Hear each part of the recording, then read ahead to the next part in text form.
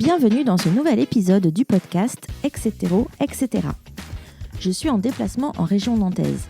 L'algorithme d'Instagram nous a bien compris et nous sommes déjà connectés. Elle m'envoie un message parce qu'elle a trouvé ma page Insta et je la contacte suite aux recommandations de Léo MX. Je reçois son message pendant que je rédige le mien. Incroyable. Petite présentation. Je m'appelle Pauline, je suis queer, j'ai 36 ans, je suis une personne grosse, pansexuelle, demisexuelle et panromantique, handicapée par la fibromyalgie. Ici, ma ligne directrice est un format d'interview de personnes queer qui nous racontent des histoires positives. Parce que oui, on peut être queer et être heureux ou heureuse. Ah oui, queer ça veut dire pour moi hors de la cis-hétéronormativité et accessoirement en lutte contre le patriarcat. Je nous souhaite un très bon épisode d'Etc. etc. saison 2 et j'espère que vous passerez un bon moment en notre compagnie. L'IA est au centre de nombreux débats. Mais on ne parle pas ici d'intelligence artificielle, mais bien de cette autrice tout à fait réelle. Grâce à mes déplacements, je suis très contente de la voir devant moi. Bonjour Lia. Bonjour. Comment vas-tu ? Super, merci de ton invitation. Merci d'avoir fait le chemin jusqu'ici. Je suis honoré. On a beaucoup de chance, on est en plein soleil à Nantes, Oh. dans un petit parc. Ça c'est, oui, effectivement, il nous manquait. Il nous manquait. On va commencer avec la première question. Quel est ton prénom et quels sont tes pronoms, s'il te plaît ? Eh bien, je m'appelle Lia et L-I-A. Rien à voir avec l'intelligence artificielle et pour le coup, mon pronom c'est elle. Très bien. Ma deuxième question, où est-ce que tu te situes dans la queerness, dans notre grande famille choisie LGBTQIA+, en ce moment ? Ah, la famille LGBT. Écoutez, je suis juste une femme trans. Ok. Mais on n'est pas que queer. Alors, comment tu te définirais en tant que personne ? Alors, la queerness, pour moi, en tout cas, c'est ce sur quoi beaucoup de personnes s'accordent, c'est ce qui ne répond pas au schéma d'hétéro-cis-normativité. D'ailleurs, je crois que je l'ai chopé sur un de tes précédents podcasts, Pauline. Ouais. On apprend plein de choses avec toi. Merci. Je suis militante mais bienveillante. Je ne suis pas en colère. J'accompagne les gens. Je cherche à leur montrer une transidentité positive et sympathique. Je dédramatise, je démystifie, etc. Voilà. Très bien. Je suis une autrice. J'écris des livres, donc ça c'est mon militantisme, il est là en fait, dans mes livres. J'ai écrit 3 romans déjà. Dedans, effectivement, j'abats les préjugés. Je m'adresse essentiellement à un lectorat pluriel, donc qui n'est pas sensibilisé aux questions LGBT. Et ça me permet de toucher des gens, de les sensibiliser et puis de leur montrer que finalement la transidentité, alors je ne nie pas les problématiques trans, les problématiques liées aux minorités LGBT, mais ça permet en fait de changer le regard de nos concitoyens, congénères, pour qu'ils portent un autre regard sur nous et qu'ils nous intègrent plus facilement dans la société. Merci. On est juste à côté d'une école. J'espère que le noise gate fera son travail. Mais là, on a entendu la sonnerie de l'école. On va voir si on l'entend dans les micros. J'y crois pas trop, mais ça devrait aller. C'était la fin de la récré. C'est toujours chouette d'entendre des éclats de rire d'enfants. Qu'est-ce que tu fais dans la vie et comment occupes-tu tes journées ? Oula, mes journées sont très occupées. Du coup, je suis remplaçante. Alors actuellement, j'effectue des contrats de remplacement dans un centre post-cure psychiatrique. Je suis monitrice d'atelier, alors soit en cuisine, en buanderie, divers métiers. J'accompagne des jeunes essentiellement en proie à la schizophrénie pour qu'ils puissent acquérir une autonomie et puis qu'ils sortent de l'institution psychiatrique. Et puis qu'ils puissent vivre leur vie tout à fait normalement, malgré la maladie. Ok. Quelles sont tes passions et comment te ressources-tu ? Eh bien, ma passion, elle est arrivée. Ma passion, à moi, ça va être l'écriture. C'est là où je vais me réfugier. Et du coup, enfin voilà, l'écriture pour moi est arrivée en 2017, si ma mémoire est bonne, avec un grand besoin, dans l'urgence en fait, de pouvoir exprimer qui je suis. Donc à l'époque, j'avais pas encore fait mon coming out trans. Donc je vivais encore ma vie de garçon, un peu le rôle qu'on m'a assigné à la naissance. Et en gros, je couchais sur papier en fait un rêve qui pédait à se réaliser. Clairement, hein, c'est ça. Je racontais mes histoires de filles la nuit. Et puis le jour, je prolongeais l'instant en grattant du papier et en racontant mes histoires. Et puis une histoire plus une autre, ça a fait un roman et ça a donné lieu à la réalisation de mon premier roman. Alors c'est lequel? C'est Emma? Non, c'est Vanille? c'est les Foulards d'Amélie. C'est les Foulards d'Amélie. Les Foulards d'Amélie, une malédiction qui change les hommes en femmes. Tiens, tiens. Dis donc. Et donc toi, tu travailles plutôt sur le thriller, c'est ça? Ah oui, complètement. Ouais, j'adore écrire des histoires à suspense. Ouais. À suspense, voilà, faire frémir les gens, les faire rire aussi un petit peu au milieu de tout ça. Car je suis persuadé qu'au milieu de... dans le noir, il y a toujours un petit peu de lumière, il y a toujours un peu d'espoir. Trop bien. Voilà. Léo MX, que tu connais, qui t'a gentiment proposé pour venir dans le podcast, oui. Lui, il fait de la peinture au numéro. J'adore, je suis trop fan. Est-ce que toi, tu as un autre petit hobby comme ça? Oui. C'est marrant parce qu'en fait, depuis la semaine dernière, je me suis pris d'amour pour la technique de la sanguine. Alors, qu'est-ce que la sanguine ? C'est un espèce de pastel sec qui a les couleurs de la terre cuite, terracotta. Okay. Et du coup, tu fais des dessins à la pastel, voilà. Du coup, et je dessine des papillons. Ah, j'adore. J'aime bien me documenter sur plein de choses, mais ça après c'est une déformation, une jolie déformation qui vient avec l'activité d'autrice. Forcément, je suis toujours à chercher, je sais pas moi, l'autre jour, le dernier truc que j'ai appris grâce à mon futur bouquin, j'ai appris qu'il y avait une langue au Nigeria, le pidgin Nigeria, voilà, donc qui est un anglais bricolé, voilà, mais qui est assez répandu là-bas. Et j'avais eu l'occasion de découvrir cette langue-là dans mon métier. Donc, comme j'accompagne des gens, donc j'ai pas toujours été en psychiatrie, j'ai été aussi dans une association qui s'occupait de personnes en poste carcéral, donc qui sortaient de prison. Et il y avait aussi beaucoup de migrants et donc des gens du Nigeria. Donc du coup, c'est comme ça que j'ai découvert cette langue-là. Et donc voilà, c'est le dernier truc que j'ai appris, le pidgin, P-I-D-G-I-N, nigériane. Ok. Voilà.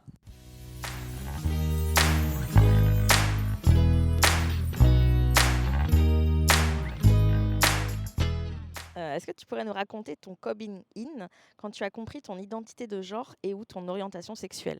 Mon coming in, bien aussi loin que je m'en souvienne, c'est à l'âge de 3 ans. À 3 ans, donc c'est à l'âge des premières sociabilisations, hein, quand tu quittes tes parents le jour et que tu vas à l'école. Voilà, le reste de ta journée et en fait forcément on se compare entre enfants et moi j'ai vite compris que je n'étais pas un garçon comme les autres, voilà, et puis avec ça tu te construis en étant un peu mis à l'écart des garçons et puis pas accepté par les filles, et voilà, et après les années passent, c'est à l'âge de 11 ans où j'ai découvert en fait ma féminité. Du coup oui, forcément tu recherches des sensations liées essentiellement au vestiaire féminin. Voilà, après ça fait son chemin, tu testes les limites avant de trouver la bonne proportion de ta féminité. Alors, surtout à 11 ans, quand tu n'es pas encore mûr. Voilà, donc tu fais des recherches dans les extrêmes, donc des féminités exubérantes, etc. Après est arrivé à l'âge de 19 ans mon premier amour, donc la femme qui allait devenir la mère de mes enfants. Voilà, on s'est même mariés, on a eu 13 ans de vie commune. Mais là pour le coup, sur les premiers instants donc avec elle, j'ai cru que ma féminité m'abandonnait parce que du coup je devenais l'homme d'une seule femme. Après, ça m'a convenu. Ça m'a convenu. Allez, les premières années, lentement, voilà, il y avait une femme de trop dans notre lit, donc l'IA était là dans notre couple, comme si c'était une troisième personne. C'est quelque chose de non palpable. C'est vraiment de l'ordre du ressenti. Est-ce qu'elle était au courant du coup, ton ex-épouse? Oui, pas tout de suite. C'est au moment où en fait on a échangé nos anneaux. À l'église, il a fallu que je lui dise écoute chérie, j'ai quelque chose à te dire avant qu'on s'engage. Du coup, je lui en ai parlé dans des termes peut-être maladroits, en expliquant écoute, voilà, je suis un homme qui aime s'habiller en femme. Mais à l'époque, je sais pas, là, on doit être en 2000. On est en 2008, si ma mémoire est bonne. Okay. Donc on n'avait pas encore Internet qui était très développé, n'était pas encore omniprésent. Du coup, voilà, pour moi, je mettais pas encore de mots sur la transidentité. Okay. Ensuite, ma femme, donc mon ex-femme, a eu le courage de s'enfuir. Voilà, donc du coup, on allait devenir heureuse, mais séparément. Voilà, c'est un nouveau départ. Après 13 ans de vie commune. Après 13 ans de vie commune. Okay. Ouais, 13 ans, donc en fait 10 ans de vie commune, 3 ans de mariage, okay. Grosso modo. Okay. Et donc 2 enfants, c'est ce que tu disais? 2 enfants, 2 merveilleux enfants. Voilà, c'est notre plus belle réalisation à 2. Ouais. Tip top. Internet est arrivé voilà, pendant mon célibat, on va dire ça comme ça. Et du coup, la parole se libère sur les réseaux sociaux.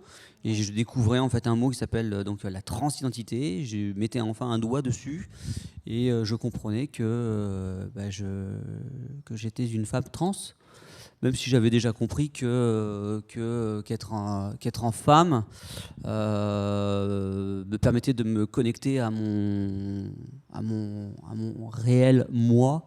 Ouais. Et puis voilà, donc c'est grâce aux réseaux sociaux en fait que j'ai compris que ça existait et que ça a ouvert le champ des possibles dans mon esprit et puis ça y est, c'était parti pour la grande aventure. Et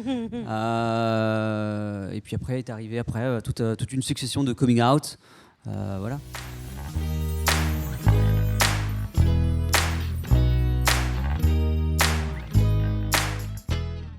Et est-ce que tu peux nous expliquer le choix de ton prénom? J'adore cette histoire. Et moi, j'adore poser cette question aux personnes trans parce que vous avez la chance de choisir votre prénom, même si tout le monde peut le faire, vraiment. J'adore les histoires de prénoms de personnes trans. Mais t'as raison, en fait. Mais on n'est jamais mieux servi que par soi-même. Ouais. Okay, parce que déjà, je suis je suis né avec une erreur de livraison, avec une cédille entre les jambes, la cédille du mot garçon. Du coup, voilà. Donc, moi, j'ai mené ma vie comme je l'entendais. Et donc, je me suis choisi mon prénom. Je m'appelle donc Lia Lydie Pierre. Lydie Pierre, Lydie, c'est ma maman. Pierre, c'est Jean-Pierre, c'est mon papa. Voilà. Bisous les parents. Et Lia, L-I-A, est donc le prénom féminin du Chevalier d'Éon. Ouh. Je recontextualise. J'ai la chanson de Mylène Farmer dans la tête. Mais oui, Mylène, on t'embrasse. Mylène, on t'embrasse. Et du coup, Lia, Éon de Beaumont était un chevalier dragon sous Louis XV et il a été employé par le roi de l'époque, Louis XV, au secret du roi, donc les services secrets de l'époque. Et sa première mission a été d'introduire le cercle restreint de l'impératrice Catherine de Russie. Pour l'approcher au plus près, il a fallu prendre les atours féminins. Éon était un jeune homme très très beau et en femme il devait être badass et puis et encore plus belle. Et du coup son prénom féminin était Lia de Beaumont. Voilà. Donc Lia est un dérivé de Léa, la lionne combative. Ça te parle? Un petit peu. Vaut mieux ça que théière ou cruche, quoi. J'ai envie de te dire, un coup de chance, c'est lionne. Très bien. Théière ou cruche. Je suis un peu aussi les deux. Okay. Est-ce que tu pourrais nous raconter quelques-uns de tes coming out positifs ou le plus positif, s'il te plaît? Du coup, quand tu m'as posé cette question, parce que on a préparé un petit peu l'entretien en amont. C'est important de. Oui, j'envoie les questions à l'avance pour que justement tu puisses réfléchir un petit peu. Ça permet de ne pas être désarçonné et d'être prise au dépourvu. Et ça fait partie de la démarche aussi de du positif en fait. Oui. J'ai beaucoup de personnes autour de moi que j'ai envie d'interviewer et ils me disent non mais moi j'ai rien de positif dans ma queerness. Je fais premièrement je suis triste, je leur dis que je suis désolée pour ces personnes mais aussi que c'est faux. Oui. En fait, c'est complètement faux. Mais oui. Et du coup c'est aussi un travail de préparer cet entretien de qu'est-ce que tu as vécu de positif dans ta queerness et notamment peut-être un ou plusieurs coming out. Eh bien, donc ça m'a permis de me replonger dans mes souvenirs. Et mon premier coming out, donc c'était avant de comprendre que j'étais trans, mais ça revient à la même chose. Donc c'était il y a 20 ans. Donc j'avais un collègue de boulot qui s'appelle Étienne, qui était mon meilleur pote à l'époque et qui l'est toujours d'ailleurs. C'est une amitié de 20 ans d'ailleurs, je tiens à le souligner. C'est plutôt rare. Du coup, voilà, je lui ai expliqué que j'étais un homme qui aimait m'habiller en femme. Effectivement, donc d'abord il a dégluti fortement, mais après il a toujours gardé ses bras accueillants. Voilà, il a jamais fermé ses bras, son cœur à notre amitié. Et enfin, je devenais pour quelqu'un une personne entière. C'est-à-dire que j'étais l'homme, l'ami I. Ouais. Mais aussi, je devenais aussi cette amie IE particulière. Ouais. Et ça, c'était donc la première fois. Et c'est pour ça que c'est très, très fort. Ouais. Et t'étais complètement toi-même avec lui, quoi. Oui, et donc c'est la première personne. Oui, pour en le coup. plus. C'est la première personne qui me prenait dans mon intégralité. Ouais. Et waouh, quel poids sur les épaules. Mais ça devait être fort. Probablement, ouais, ça m'a... Oh, je dirais pas que ça m'a sauvé la vie. J'ai eu la chance de ne jamais avoir eu de pensée noire. Donc voilà, Étienne, ouais. Merci d'être mon ami depuis 20 ans. Bisous Étienne. Bisous. Sinon, ouais, d'autres coming out, il y en a eu plein, fatalement. Oui, parce qu'avant lui, il y avait eu coming out auprès de ma femme. Oui. Du coup, ce que je disais tout à l'heure. Oui. Là, pour le coup, voilà, ça a sonné le glas, la fin de notre couple. Enfin, un lent chant du cygne. Ouais. Voilà, donc ça, c'était pas chouette, c'était pas positif. Mais en même temps, tu as dit tout à l'heure qu'elle a eu le courage de fuir.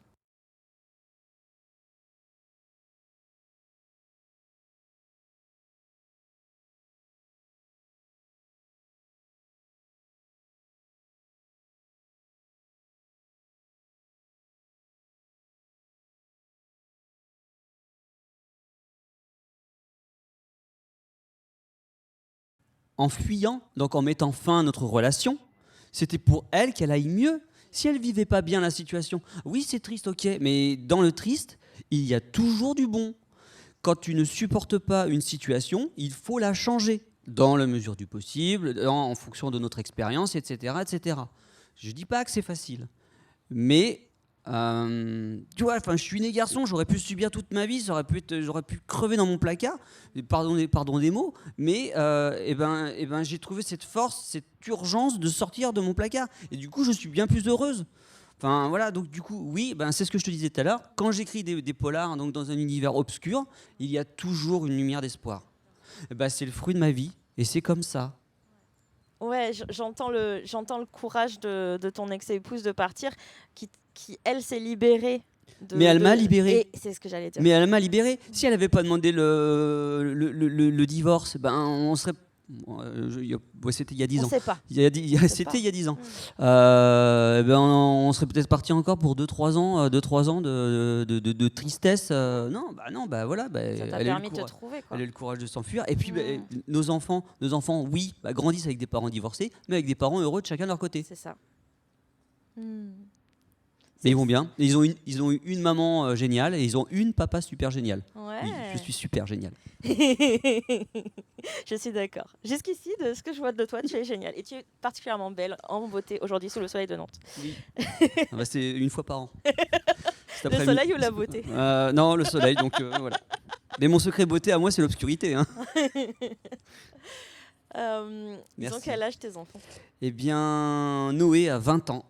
Et Yaël, avec un E tréma, à 17 ans et demi. Alors là, on a 2 enfants, c'est pas encore des adultes, mais des futurs adultes géniaux. avec une ouverture d'esprit phénoménale. Et puis tous les deux, donc un garçon et une fille, pour le coup, bien dans leur basket. Une belle fratrie. Ils sont très très unis et voilà, ce que je vois d'eux, c'est super chouette. Comment ça s'est passé ton coming out à tes... Eh bien, alors je les ai pris un par un parce qu'ils sont tous les deux différents, donc du coup j'ai voulu leur parler de façon différente. Voilà. Il faut s'adapter à son auditoire, c'est important. Donc ma fille, j'ai commencé par ma fille qui est un peu plus, on va dire, stable émotionnellement. Voilà, enfin en tout cas de façade. Du coup, ok, mais c'est génial. Voilà, j'ai une papa, c'est super. Et après, donc du coup, mon fils qui lui, donc à l'époque avait 15 ans. 15 ans, c'est l'âge où les jeunes hommes construisent leur masculinité. Et, voilà, c'est un âge un peu charnière. Du coup, je les ai rassurés. Je leur ai dit, écoutez, voilà, je suis pas né dans le bon corps et puis c'est comme ça. Mais je ne regrette pas ma paternité. Voilà, c'est ça. Parce que voilà, ils auraient pu dire, bah ouais, voilà, il regrette ce qu'il a fait avec nous. Non, absolument pas. Je les ai rassurés tout de suite là-dessus. Et mon fils a eu une question très hétéro-cis-normative.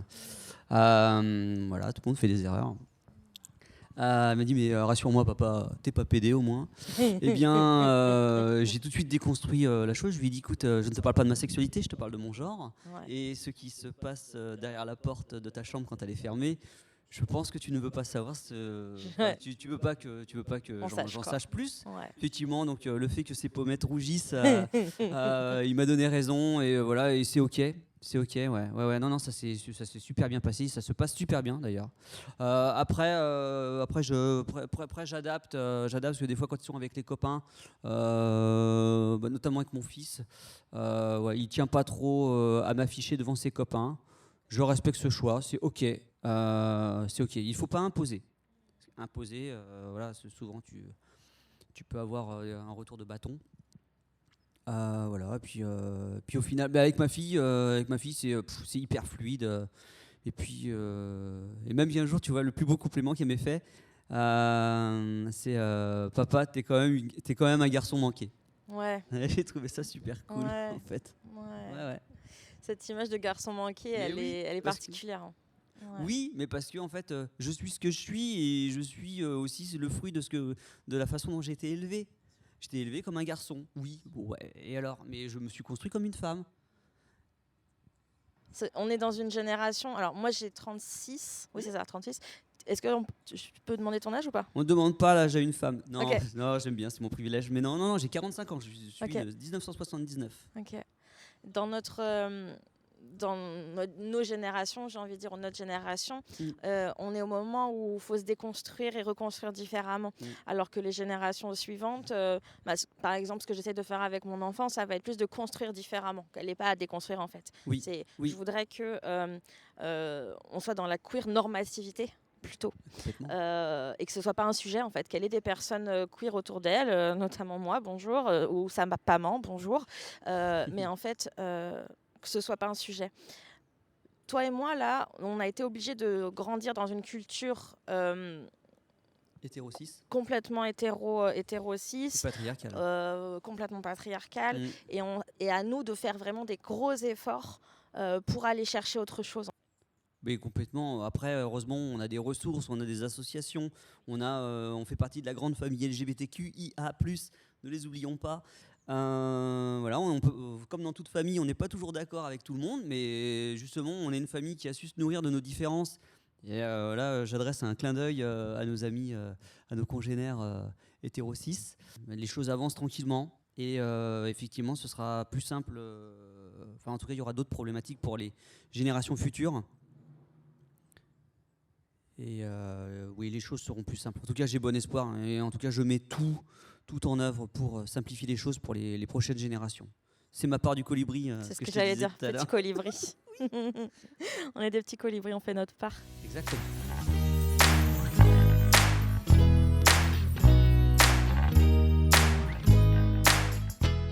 On a parlé des coming out positifs. Est-ce que tu veux bien nous parler, s'il te plaît, d'une relation amoureuse ou amicale positive et comment cette personne te rend heureuse?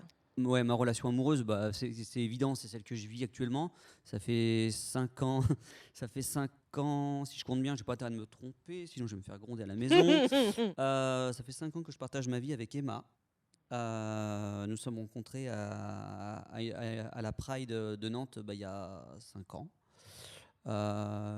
Et dire qu'elle et moi, on ne voulait pas y aller ce jour-là, en plus à la Pride. Et tu vois, comme quoi, il y a eu un coup du destin. On s'est croisés là-bas, on avait une amie commune. Et puis voilà, puis après, les choses sont montées crescendo. Eh bien, elle est bienveillante. Elle respecte mon expérience et mon chemin de vie. Elle s'occupe bien de moi. Elle est valorisante. Ça, c'est important. Elle a ce côté où elle a les pieds sur terre alors que moi j'ai plus la tête dans les étoiles. Donc du coup, ça c'est une balance. Mais du coup, mais elle ne me bride pas. Elle me bride pas. Et moi justement, j'essaye de lui montrer que en fait les limites sont dans la tête et qu'on peut faire ce qu'on veut. Ouais. Et Emma, je t'aime quoi. C'est tout. Et puis si ça fonctionne, c'est parce que c'est elle et parce que c'est moi. Voilà. Et la chanson avec ma femme, c'est toi, c'est moi, c'est nous de Volo, et ça résonne aussi chez vous. Je t'invite à l'écouter. Très bien, c'est noté. As-tu une histoire en lien avec le monde du travail et avec ta queerness qui soit positive? Mais complètement. Je t'ai parlé tout à l'heure de l'emploi que j'avais. Donc avant la psychiatrie, j'étais donc dans une association post-carcérale. Donc c'était pas en prison. Pardon. C'était pas en prison, c'était une association, un CHRS, Centre d'habitation de réinsertion sociale. Okay. Donc un lieu d'hébergement pour personnes sorties de prison, des migrants, les personnes en errance. On ne dit plus SDF, on dit personnes en errance. Voilà, déjà faire cohabiter tout ce petit monde-là, c'est déjà un défi. Donc du coup, j'étais donc monitrice d'atelier cuisine, donc j'étais chef avec un seul F à l'époque, et j'allais signer mon CDI là-bas. Ok. Mais pour préparer ça, j'ai été convoqué chez mon boss. Voilà, donc l'entretien, c'était un espèce d'entretien d'embauche un peu informel. Et du coup, j'ai décidé de me rendre à cet entretien d'embauche habillé en fille pour la première fois. Alors, j'y suis allé tranquille. Hein. Bon, c'était quand même un pull rose à paillettes, mais. Je crois qu'on peut pas faire plus un message plus fort. Ouais. Donc oui, il m'a d'abord un peu regardé de travers. En plus, j'avais mes cheveux détachés, ils étaient déjà longs. J'avais. Bref, j'avais décidé d'arborer une féminité. Et puis du coup, mon boss, très vite, hein, l'histoire de la transidentité a été mise sur la table. Hein, et je lui ai dit, écoutez, comme ça, vous ne pourrez pas dire que vous ne saviez pas. Je ne vous prends pas en traître, car j'avais peur que d'une seule chose, en fait, c'est d'être harcelé, de subir des harcèlements transphobes en fait, au boulot. Et d'autant plus en fait, dans un milieu où donc, c'est très très masculin. Hein. C'est du post-carcéral, hein. C'est des gens qui n'ont pas nos codes, c'est des migrants qui n'ont pas notre culture non plus. Donc tu vois, je ne voulais pas heurter. Et pour le coup, donc, tout le monde m'a vu ce jour-là avec mon pull rose et mon jean slim. Voilà, du coup, à partir de ce jour-là, c'était plus chef, c'était chef avec 2 F. Et puis au détour de la conversation, donc j'ai croisé un de mes résidents. Alors c'est un Polynésien. C'est important de le dire parce qu'en Polynésie, il y a les Raïrais qui sont donc c'est une part culturelle hein, de la transidentité, c'est culturel hein, en Polynésie. Et du coup, il m'a dit il aurait été de mauvais goût en fait que l'on te rejette, car nous aussi on a connu le rejet toute notre vie. C'est pour ça qu'il se retrouve en CHRS hein, et que du coup, voilà, il m'accueillait pleinement et puis que de toute façon, voilà, la transidentité il connaissait bien parce que oui, il devait avoir une sœur ou une cousine qui était trans, voilà, et au pays et pour le coup voilà, donc j'ai commencé ma carrière en tant que elle. Et puis très vite, mon entreprise, du coup, m'adressait quand même ma fiche de paie donc avec mon dead name. Mais pour aller dans mon sens, ils ont supprimé les civilités devant tous les noms. Ils ont changé le logiciel de paie. Voilà, donc du coup ma civilité monsieur en fait a disparu. Puis après très vite j'ai fait mon changement de prénom et puis après voilà, etc.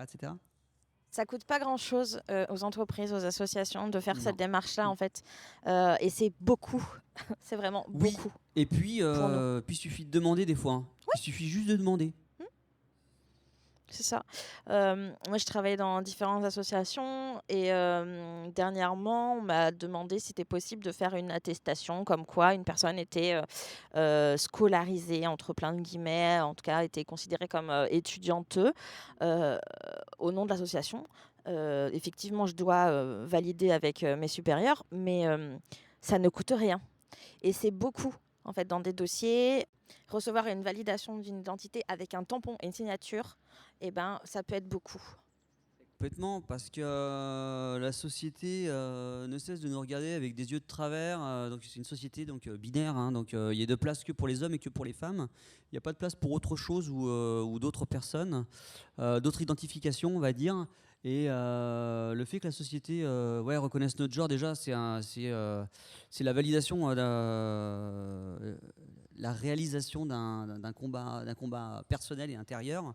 Et c'est une bulle d'air en fait. Enfin, ça nous permet de continuer notre parcours de transition.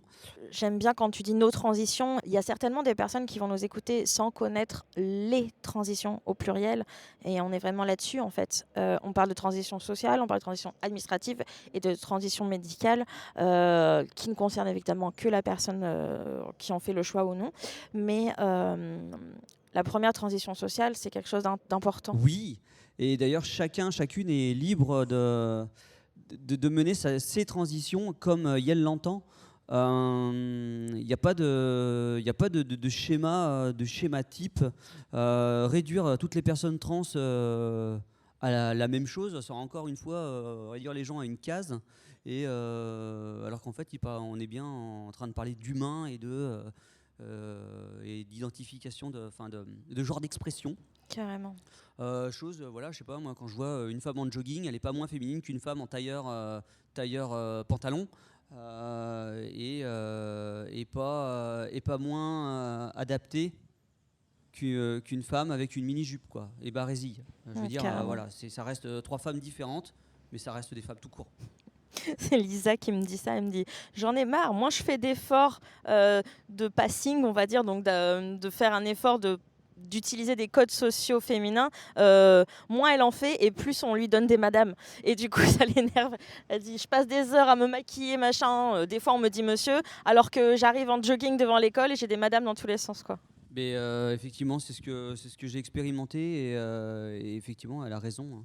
C'est moins t'en fais et plus le regard des autres nous valide bizarrement. Ouais. Alors est-ce que c'est un côté alors j'ai grandi avec la cage aux folles, hein. Je sais pas si tu vois ce que c'est. J'étais petite mais je vois ce que c'est. Donc un vieux film. Un cabaret avec des hommes qui expriment une féminité mais complètement Là, on parle de déguisement. On parle de déguisement, mais pour le coup, en Ouais. fait, la société a gardé cette image burlesque Oui. et ridicule. Et bien souvent, quand tu parles de transidentité, ils nous collent cette image sur le dos et ça nous dessert un peu. Donc, c'est à nous de déconstruire, en tout cas de réécrire les codes et puis d'éduquer les gens et de leur faire oublier la cage aux folles. Tout à fait, et puis de reproposer d'autres modèles. Exactement, c'est ça le mot que je cherchais, de proposer d'autres modèles et d'autres représentations Oui. de ce qu'on peut être. C'est hyper important. Et tu vois, là, moi, j'habite dans un tout petit village et on vient de loin, hein. J'ai remercié la directrice parce qu'on a eu un mail en disant l'école a besoin de vous si vous sentez l'âme d'un bricoleur ou d'une bricoleuse. Excellent. Et c'est la première fois que une directrice, donc on en a vu passer quelques-unes de directrices, c'était que des femmes, et c'est la première fois qu'elle déjà propose d'utiliser une façon d'écriture inclusive, bricoleur ou bricoleuse. Et en fait, ça peut paraître rien, mais on est vraiment 20 ans en retard, hein, sur certaines choses. C'est très difficile au quotidien dans ce petit village, quoi. Non, mais clairement, les choses tendent à changer là. C'est bien.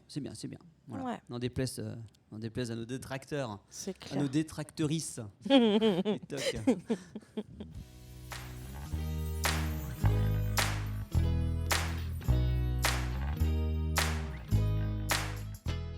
Ton dernier livre s'appelle Emma. Tu as choisi le prénom de ta copine. Mais qu'est-ce que tu lui fais vivre à cette Emma? Alors déjà une petite précision, le titre entier c'est Emma, 3 petits points, donc point de suspension, Oui. car les 3 petits points ont une signification Bien sûr. particulière. Donc à cette pauvre Emma, donc Emma est une jeune fille née en Russie dans une famille nombreuse. Voilà, donc les parents n'avaient plus un copec pour la nourrir, là, la petite dernière, et donc il l'envoie comme un paquet de linge sale vers un avenir un peu plus prometteur, semble-t-il, donc en France, donc chez Diadia. Diadia, ça veut dire oncle en russe. Ok. Tonton, ça veut dire.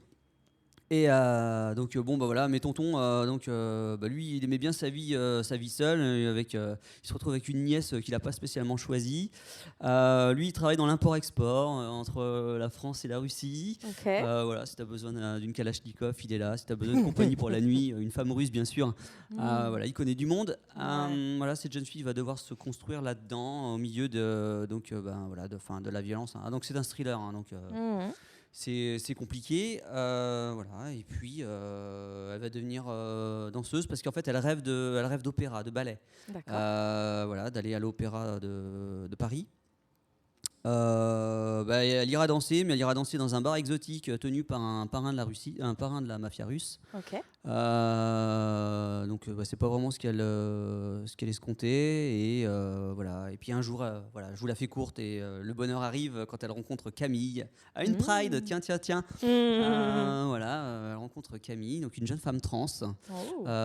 Et puis entre elles, ça va être une histoire d'amour évidente. Ouais. Mais pour vivre librement leur amour, elles vont devoir fuir la mafia russe. Ouais. En sortiront-elles vivantes? Tadadam. Ok, j'ai trop envie de lire ça. Trop bien. Mais tiens, si je peux me permettre, Bien sûr, vas-y. dans mes romans, c'est des romans qui sont adaptés à tout type de lectorat. Ok. À part le dernier, il y a des trigger warnings, forcément. Quels sont-ils pour nos auditeurs? Ça va être sexe non consenti, violence psychologique. Ok. Ouais, violence physique aussi. Ok. Après, c'est la mafia russe. Je peux pas vous vendre un thriller avec une mafia russe et puis vous raconter une histoire de bisounours, quoi. C'est pas possible. Pour rester cohérent. Donc chacun de mes romans, dans l'obscurité, il y a toujours une lumière au bout du tunnel. Ce sont des romans qui s'adressent donc à tout type de lectorat, et le but du jeu, c'est de mettre en scène en fait des personnes trans, mais sans que ce soit le noyau du livre en fait. La transidentité n'est qu'un prétexte là-dedans. Alors ça me permet quand même d'abattre quelques préjugés, de mettre en valeur certaines problématiques liées à la transidentité. Mais l'histoire reste avant tout divertissante, j'en suis sûr, ça me permet aussi de planter des graines dans l'esprit d'un lectorat pluriel, non sensibilisé aux problématiques trans, et de leur faire voir le monde avec un champ plus large. Carrément. Et tu disais aussi que tu faisais partie d'une association d'autoristes nantaises, et j'ai vu passer Amour étonnante. Est-ce que tu peux nous en parler un petit peu? Oui, bien sûr. Effectivement, donc je fais partie d'une association qui s'appelle les Romanciers Nantais. On est une association qui regroupe environ 35 autoristes de Loire-Atlantique. Donc il y a tout type de littérature dedans, et donc je suis la seule femme trans. J'étais très bien accueillie. Amour étonnante est le dernier recueil de l'association. Donc on essaie de sortir, ils essaient de sortir un recueil par an, tous les 1 an et demi à peu près. Okay. Donc le dernier, donc Amour étonnante, ce sont 20 nouvelles qui parlent d'amour à Nantes. Et donc je suis très fier de faire partie de ce projet, et c'est donc la première nouvelle qui met en scène une femme trans dans un recueil des romanciers nantais. Trop bien. Je suis extrêmement fier. Trop bien. C'est l'histoire de Samia qui en avait marre de servir de sexpérience sur les réseaux, les réseaux de rencontres. Ouais. Elle était déçue par tous ces hommes qui ne prenaient même pas le temps de cacher leur alliance. Donc Samia se prépare pour un rendez-vous avec un homme. Ce coup-ci, je vous jure, c'est une perle. Voilà. Et c'est pas un thriller ? Non, j'utilise pas le thriller là pour le coup. On est sur une romance à suspense, donc on est sur une nouvelle, on est sur un peu moins de 10 pages. Ok. Voilà, donc le but du jeu, c'était de mener un rendez-vous avec un homme, donc un homme charmant, donc dans les rues de Nantes. Donc du coup, voilà, on passe par le passage Pommeray, par la grue Titan, la grue jaune, voilà, le château, etc., etc. Trop cool. Voilà. Mais viendra-t-il au rendez-vous ? Il est là le suspense. Tintin. Ce qui est chouette de faire partie, quand on fait partie des romanciers nantais, donc en tant que femme trans, c'est que tranquillement, je montre voilà, la transidentité, j'expose la transidentité dans le panorama culturel. Ouais.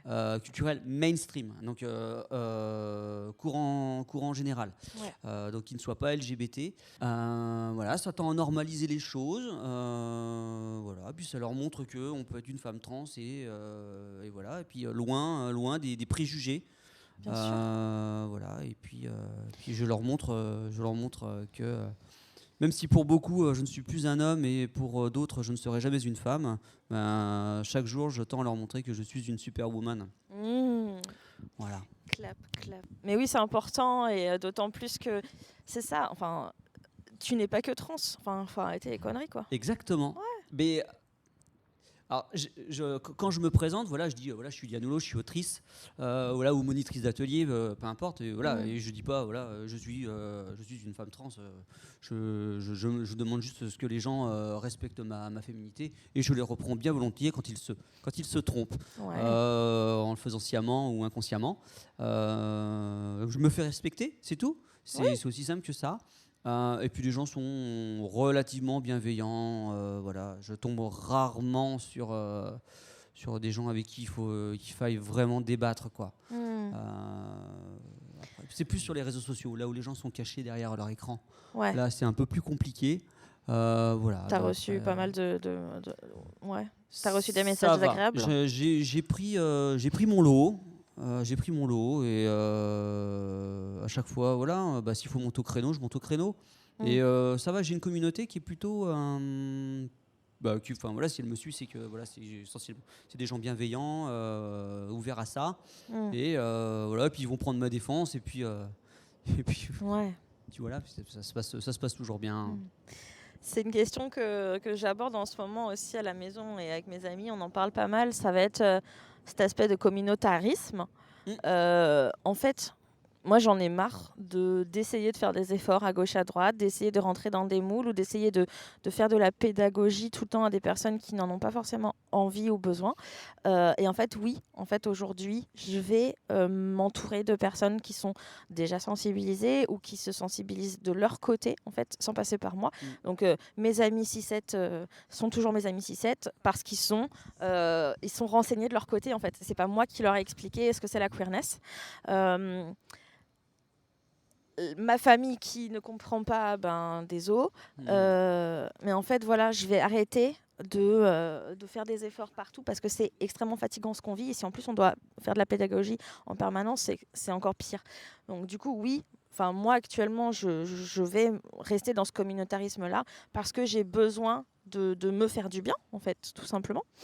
Est-ce que tu arrives, toi, à garder cette part tu parlais tout à l'heure de militantisme bienveillante. Comment tu fais ça ? Effectivement, c'est pas facile tous les jours. Il y a des jours où j'ai moins envie. Il y a des jours où me sociabiliser me peine. Dans ces cas-là, j'essaie de rester chez moi, mais c'est pas toujours évident. Mais pour le coup, je me suis vraiment investi d'une mission et sur laquelle je ne supporterais pas de faillir. Après, c'est propre à chacun, c'est ok. Autrefois, j'étais en colère. Autrefois, voilà, je montais au créneau, pas toujours de la bonne façon. Encore une fois, voilà, c'est mon expérience. Je ne juge pas. Et on a besoin de toute forme de militantisme pour faire avancer les choses. Voilà, moi, je me suis apaisé avec moi-même. Du coup, mon militantisme, voilà, il est dans mes livres, donc un peu plus paisible comme moyen de communication. Ouais, mais ce qu'on fait là aussi, c'est du militantisme en fait. Bien sûr, mais ouais, complètement. Et ouais, non, voilà, moi je continue à voir mes amis 6-7. Je trouve ça drôle comme nous. Donc oui, bien sûr, j'ai tout plein d'amis 6-7. Mais voilà, j'ai aussi mon environnement trans.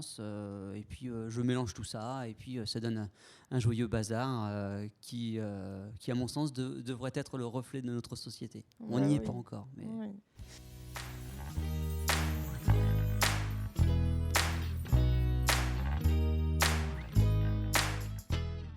As-tu un message positif à nous faire passer, Lia ? Il aurait été facile en fait de dire ouais, soyez vous-même, les limites sont dans la tête. Je trouve que c'est des phrases faciles, mais vraies. C'est facile de dire ça, mais parce qu'en fait j'ai une certaine expérience, un certain chemin de vie, et du coup effectivement donc ce sont des mantras, ce sont des phrases positives que je me répète régulièrement et voilà et qui fonctionnent pour moi.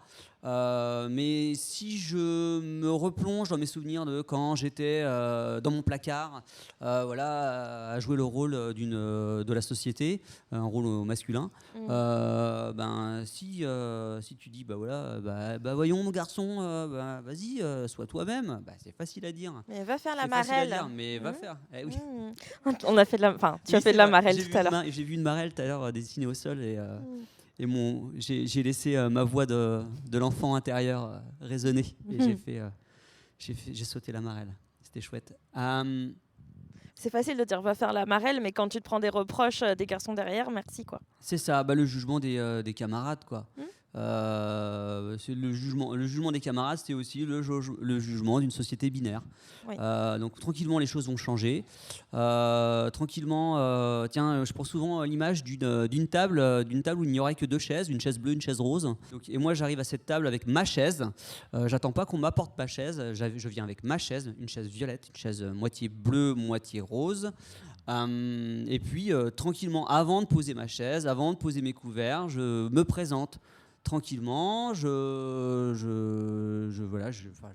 cherchais une validation de pouvoir prendre cette place. Et puis tranquillement, j'impose mon couvert et puis je leur garantis qu'ils passeront un bon repas en ma compagnie. J'adore.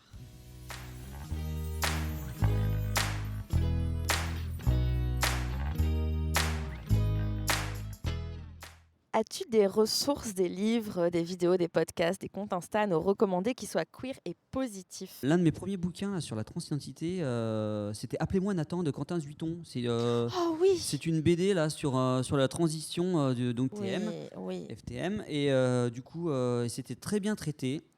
Il est super ce bouquin. Pour le coup, sinon, après, quand je pense à la littérature jeunesse, je pense forcément à Laurier The Fox. Qui est un collègue et voisin, puisque du coup, là on est à Nantes, et donc Laurier est nantais. Un illustrateur de talent. Pour le coup, Léo MX, je te renvoie l'appareil, bien sûr. Bisous Léo. Bisous Léo. Léo, il y a aussi Léo Lio, bien sûr. À bientôt Léo, j'espère. Oui, c'est vrai. Et... au niveau de la culture, donc ça c'est la culture littéraire. Sinon, après, je suis plus vidéo. Ouais. Je pense notamment à Tell It to the Bees, pardon pour mon anglais, ce sera la seule fois, de Annabelle Jankel de 2019. Okay. Donc c'est l'histoire de deux femmes qui vont devoir s'aimer en cachette. Et il y a une histoire avec les petites abeilles. C'est très très bien mené. Moi, ça m'a fait pleurer. Sinon, j'ai un film avec Cate Blanchett. Qu'est-ce qu'elle est belle cette femme. C'est Carole, Carol de 2015. Ouais. Voilà. Donc pareil, une histoire de femme lesbienne. Okay. Et le dernier film que j'ai regardé et qui m'a retourné le cerveau, c'est Sans jamais nous connaître de Andrew Haigh. Haigh de 2024. Donc là, pour le coup, c'est un film gay. Et j'ai mon gros coup de cœur. Et là, par contre, là, c'est mon côté midinette. Et j'ai Imagine Me and You, bien sûr, quand la fleuriste tombe amoureuse de la mariée. Ça, c'est ma romance. Là, je pourrais le regarder, mais des dizaines de fois, ce film. Je connais pas du tout. Ah là là, trop bien. Merci beaucoup. J'aurais plein de choses à voir. Génial. Tu nous as parlé donc de Laurier, Léo et Léolio. Est-ce que tu as un ou une prochaine invitée à me recommander ? Mais complètement. De toute façon, comme je sais que tu te déplaces pas mal, bien sûr, Laurier the Fox. Ouais. Hein, et en fait, je pensais tout simplement, à la grande Lexi et au grand Morgan Noam. Ouais. Ils sont inspirants, ils sont pédagogues. Voilà, ce sont des militants merveilleux. Mais moi, je peux les avoir sur Insta. Mais Ouais. tout le monde, voilà, ils sauront répondre. Hein, Je les ai rencontrés à un moment et je leur ai dit que je lançais ce podcast. J'aurais fait dédicacer leur bouquin que j'adore. Excellent. Et Morgan Noam m'a regardé, il me dit mais c'est incroyable ce nom, j'adore.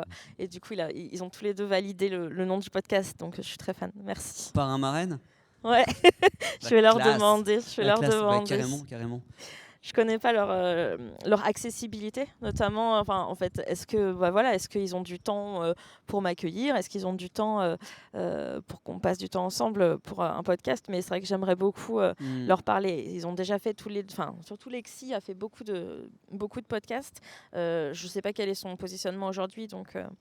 Je vais voir, j'aimerais beaucoup. Ouais. Pour le coup, ta ligne éditoriale chez Etc., le fait de parler de queerness de façon, donc sous un prisme positif, t'apportes quelque chose de nouveau, t'apportes un peu de douceur dans ce monde de brut. Donc pour le coup, t'as ta carte à jouer. Ouais. Et sinon, j'ai un dernier contact à te proposer. C'est une personne que j'aime beaucoup, puisque là, tu es dans la région nantaise, là, tu es chez nous. Elle est très disponible. Elle s'appelle Amandine. Elle tient la librairie Les Vagues, rue de Strasbourg. Voilà, je fais la petite promo. C'est une librairie queer. Et donc, elle a su ouvrir un lieu culturel essentiel pour notre communauté. Amandine, plein de bonnes choses pour toi et ta librairie. Merci beaucoup, c'est trop cool. Génial. J'ai une dernière question pour toi. Est-ce que tu as envie de dire merci à un ou une inconnue ? C'est inconnu. Pour le coup, à tous les inconnus, je tiens à remercier tous les inconnus en fait, qui ne me jugent pas et qui me traitent comme une personne à part entière. Merci pour votre bonne éducation, en fait, j'ai envie de vous dire. Voilà, bravo à toutes les mamans qui ont bien fait leur boulot. Bravo maman aussi d'avoir bien fait ton travail. Je t'aime. Je te remercie énormément, Lia. Ça a été très très riche nos échanges. C'est une très belle rencontre, je trouve. Merci beaucoup. Et j'espère à bientôt. Merci Pauline, carrément, on reste connectés. Merci pour ton intérêt et ton invitation. Voilà. Et puis merci au Soleil de Nantes là, qui nous a fait une apparition juste pour ce matin. Merci à l'association aussi locale, à Nozig. Voilà, c'est important. S'il y a les Nantais et les Nantaises qui nous écoutent, si vous avez des questions, vous avez besoin d'aide, il y a toujours une association locale près de chez vous. Et la nôtre, c'est le Nozig. N-O-S-I-G. Et ça veut dire nos orientations sexuelles et identité de genre. T'as bossé, toi ? Oui. J'ai bossé un peu. Parce que j'adore ce nom. Oui. Merci beaucoup. C'était trop bien. Merci d'avoir passé ce moment avec nous. Le podcast Etc. n'a pas de rythme régulier. Vous pourrez me retrouver quand les planètes seront alignées en termes de météo, santé physique et mentale, dispo des invités et bien d'autres facteurs encore. Vous pouvez me suivre sur Instagram sur le compte etc. Je vous y partage les nouveaux épisodes, les recommandations et quelques extraits.